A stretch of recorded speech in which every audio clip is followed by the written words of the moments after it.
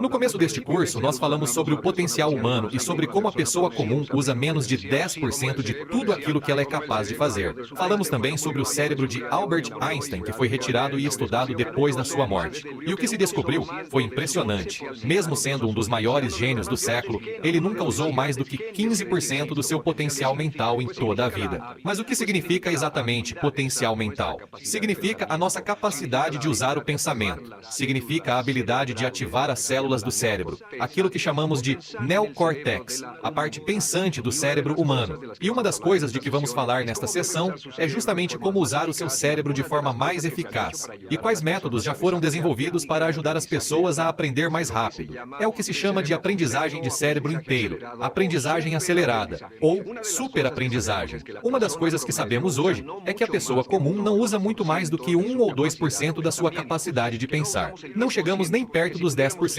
E se conseguíssemos usar 10% do nosso cérebro, poderíamos realizar praticamente qualquer coisa que fôssemos capazes de sonhar. Nesta sessão, vou te ensinar a usar o máximo possível dessa capacidade. Sabemos algumas coisas sobre o cérebro, e a primeira delas é sobre a inteligência. Inteligência não é uma questão de QI. Inteligência é uma forma de agir e uma forma de pensar. Quando olhamos para pessoas que parecem extremamente inteligentes, descobrimos algo curioso. Elas não são muito mais inteligentes do que você ou eu. A diferença é que elas desenvolveram a própria inteligência. Vamos colocar desta forma. A inteligência se desenvolve através do esforço. Ela se desenvolve exatamente do mesmo jeito que um músculo. Uma pessoa que demonstra inteligência em um negócio, ou em uma profissão, um advogado, um médico, um empresário, não é necessariamente alguém que nasceu com um dom especial. É alguém que desenvolveu essa capacidade ao longo de anos e anos de estudo e de prática. Então, olhe para a inteligência como se ela fosse um músculo. O QI é maleável. O QI, os pontos de habilidade mental,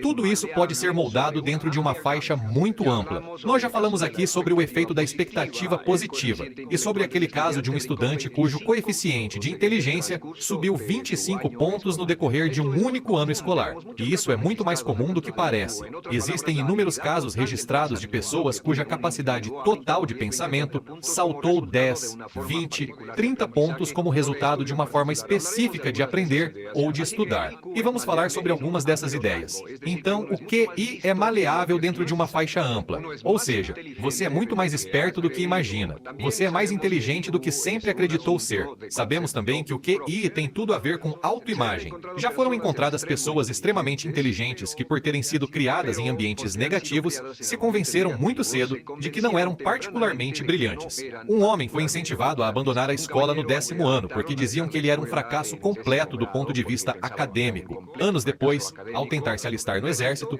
ele descobriu que o seu coeficiente de inteligência era de 175. Ele abriu 6 empresas e se tornou multimilionário aos 28 anos. Tudo isso porque alguém finalmente lhe provou que ele era brilhante. O motivo pelo qual ele não prestava atenção na escola não era falta de inteligência. Era o contrário. Ele aprendia tudo na primeira vez em que ouvia, e por isso ficava completamente entediado. Isso acontece o tempo todo. Muitas pessoas são muito mais brilhantes do que acreditam ser, mas por causa das experiências que viveram no passado, a autoimagem que carregam as mantém funcionando bem abaixo da própria inteligência. E isso é verdade para praticamente todos nós. Outro ponto importante é que a capacidade de aprendizagem também é maleável. E o que isso quer dizer? Quer dizer simplesmente que ela pode ser moldada, que ela pode ser dobrada. É como o metal, que pode ser dobrado e moldado. A capacidade de aprender é maleável, porque você pode aprender a aprender. E o mais maravilhoso é que nós, seres humanos, somos criaturas que aprendem. Nós podemos aprender a aprender o que quisermos. E quanto mais aprendemos,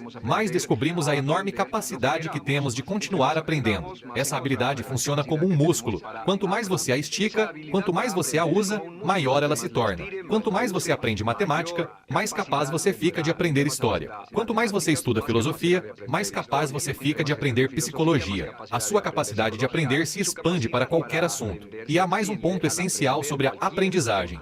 Se você quer ganhar mais, você precisa aprender mais. Se você quer ganhar mais, você precisa aprender mais. Essa é uma das frases mais simples, mais curtas e mais importantes que você vai ouvir na vida. Porque nós vivemos em um mundo baseado no conhecimento. O seu mundo exterior de ganhos vai ser um reflexo direto da quantidade de conhecimento útil que você tem. E se você for como eu, talvez você seja impaciente. Talvez você queira aprender mais rápido para poder ganhar mais rápido. E é exatamente disso que vamos vamos falar. O nosso terceiro ponto é que existe uma relação direta entre longevidade e aprendizagem. Quanto mais ativa for a sua mente, mais tempo você vive. Quando olhamos para pessoas que começam a apresentar sinais de senilidade logo depois dos 60 anos, encontramos quase sempre o mesmo padrão. São pessoas que pararam de ler há muito tempo e passaram a assistir muita televisão. Os idosos nos Estados Unidos assistem, em média, 7 horas de televisão por dia. E o que isso faz é criar uma mente extremamente passiva. O cérebro começa a atrofiar. Os reflexos, a inteligência, a capacidade de responder e de se manter alerta começam a se deteriorar. Por isso, quanto mais você aprende, quanto mais você estuda, quanto mais ativo você se mantém mentalmente, mais energia você tem, mais vitalidade e mais saúde.